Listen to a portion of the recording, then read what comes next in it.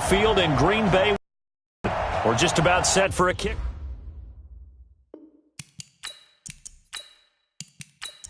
We welcome back all of our viewers to historic Lambeau Field in Green Bay, Wisconsin. We're just about set for a kickoff as we resume action in the second quarter. This is taken at his 4. And he'll take this across the 25, a couple extra yards, up to the 27-yard line. So here are the Bears to take over on offense. They've won 2 straight, and they lead this one as well as they come up on 1st and 10.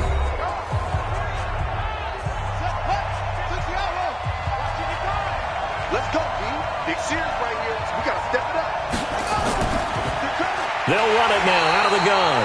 And that didn't fool anybody. He's going to be dropped in the backfield. That's going to go as a loss of a yard, and it'll be 2nd down. It's a tough one right there. He ran right into the teeth of the blitz as the linebacker was freed up in order to stuff that one for a loss. I think quarterbacks got to see that. Got to find a way to audible into something a little more advantageous.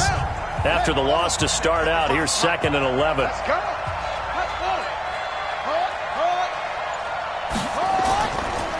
They'll run it now out of the gun. And nothing doing. He's immediately taken down at the line of scrimmage. Kevin King coming up from the secondary to make the play. On 3rd down, Jackson. Man open, Rice. And he's got this almost to the 40 before going out. A gain there of 12 yards and a 1st down for the Bears. And, boy, they had high praise for this rookie receiver when we asked the coaches about him, didn't they? They certainly did, and obviously they liked his measurables. Otherwise, they wouldn't have brought him onto the team. Height, weight, speed, all of that. But how about what they really said? Competitiveness. That's what they really liked about him. The way he goes after the football, competes for it, and decides when it's in the air, it's his and only his. And the head coach reaches for the red flag, tosses it down on the field. He wants a challenge here.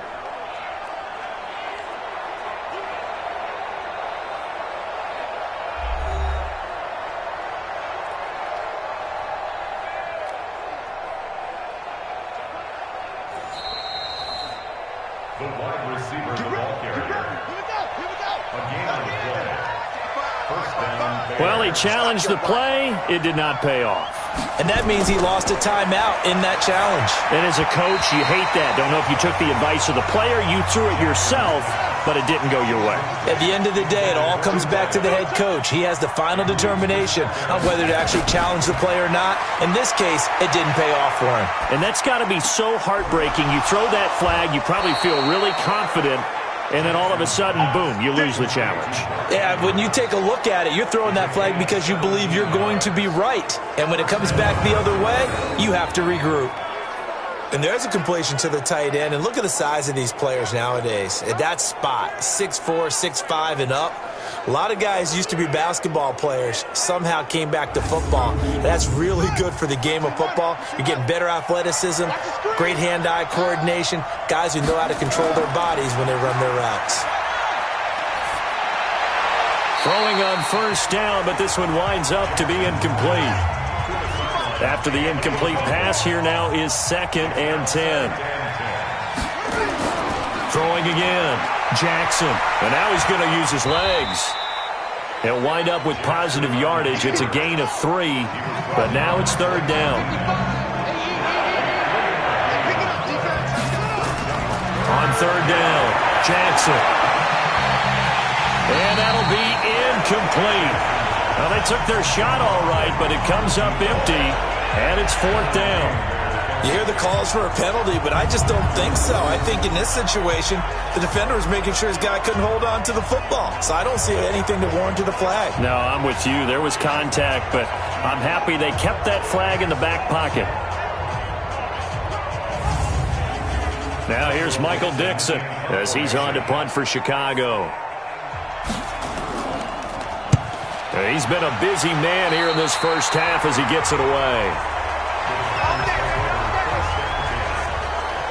There again is the running back as he trots onto the field. He's just been looking for some space. You know, I'm not going to pin it on him or the offensive line, but they need to get this run game going better. Sometimes you just have to credit the defense. They came in with a plan themselves. So I think now you try and mix things up a little bit. Get the ball in the hands of some other people, find some other playmakers, but always let the defense believe that he's still a threat. I was going to say, don't forget about it. No, don't take him totally out of the game. On second down, they'll run with White. He works his way forward for a couple up past the 30.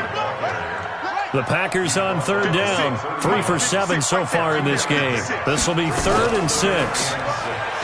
Now Murray. And Adams has it, complete. And able to rip off a big chunk of yardage before being dropped inside the 40. Give him 32 on the play. I know we love our jobs, and pretty much any play we see, we're pretty, excited about. But big plays, let's face it, that's what we absolutely live for. How about that one? That was great, and what our camera missed was the fist pump from the sideline after that catch. They're fired out. That's a big gain. So how about that for a chain mover? They're all the way down inside the 40 now for 1st and 10. First down, here's White. Trying to run inside, but nothing there. Officially no gain on the play, and it's 2nd down. Back to the ground, this time with Jones. And he works it past the 30, almost to the 25. 11 yards there, 1st down. We don't talk about it very often, but sometimes there's a dip in intensity when you start the second half, which can manifest itself in some sloppy tackling. And how about right there? He ran right through that weak tackle attempt.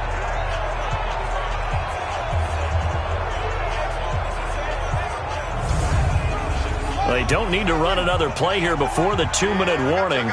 Let's see if they do it anyway. Murray now on 1st down.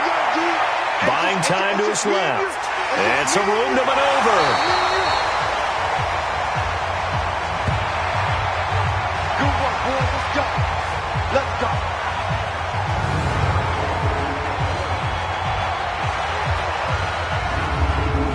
A reminder, once we hit halftime, as we do all season, we'll send it down to Jonathan Coachman in Orlando. He'll have all the stats and scores from games in progress around the NFL. The best multitasker in the business, the coach. And they'll be driven back here, losing yardage to the 9. Call it a loss of 2 on the play. And that'll bring up a 2nd and goal. Really good defensive effort. They were all over that little swing pass out to the right side, but for lost yardage. Terrific read. Better execution, and done with a lot of enthusiasm, wasn't it? Absolutely. They saw it all the way, ran to the football, and caused a nice play for lost yardage. Now from the 9, here's 2nd and goal. Stepping up, he'll try and run. He'll wind up getting 4 there on his own, but it will leave him now with a 3rd down situation. They've been denied touchdowns in the red zone twice already. Here comes 3rd and goal. Back of the end zone. Could he get his feet down? No, it's incomplete. Once you get into the red zone and the safeties have less ground to cover, you'd better be quick with your delivery. Not much space to get a ball in there. Yeah, when that field shrinks with those safeties, it's almost like there's a couple extra defenders out there, right? It certainly is. They end up taking up extra space just because there's not enough space for receivers to run through. He knocks this one through. And they'll get it back within a point at 7-6. No problems in the field goal department so far. He's 2 for 2. Pretty reliable here in this game, isn't he? And to me, that bodes well for them. If they need him late in the game, his confidence should be sky high. So we're back to a 1-point game now as the kick. This one fielded at the 5. And he'll take it up past the 25 to the 26-yard line. And now the Bears coming out as they get ready. And you're under a minute to go here in the half. Field position not really in your favor, but still time to try and move the ball and get in field goal range. Yeah, you've got the lead. It's definitely a thought. Let's go ahead and try and increase it. But at the same time, I don't like the odds. I don't like where they are on the field. Got the lead. They've done well in the first half. Don't mess it up and go into halftime looking at each other wondering what if. Now the Bears going to call the first of their timeouts as they get the stoppage with just under 50 seconds remaining in half number 1.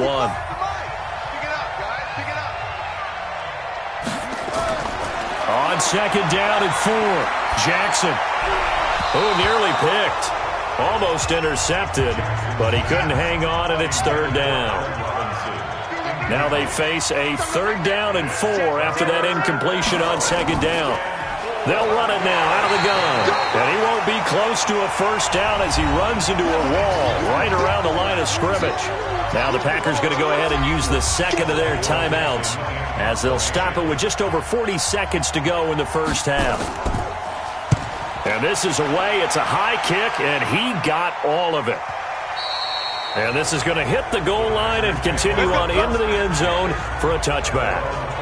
The Packers offense now, they get ready to head back onto the field. Under a minute to play here in the half. Time for a late drive. It makes sense when you think about it. Hey, try and get a field goal. Give yourself a lead going into the half. But if you're going to do this, you better have supreme trust in your quarterback. Supreme trust in the guy who's going to handle the football. Because if you turn it over here, not only do you go in down at the half, you've given the momentum squarely to your opponent. Now the Packers going to burn their third and final timeout as the clock will stop with 21 seconds to go here in the first half. Line of scrimmage, the 37 on 1st and 10. Let's get off the field. Let's get off the field. First down, Murray. Nowhere to escape, and he goes down. Sacks, a growing theme in this first half. This is 2nd and long. So we're at halftime with our score 7-6 in a tough-fought first half. As we'll head down to Orlando, that's where we find our man Jonathan Coachman at our EA Sports Halftime Report. Coach. All right, Brandon, thanks very much. A lot to get to here.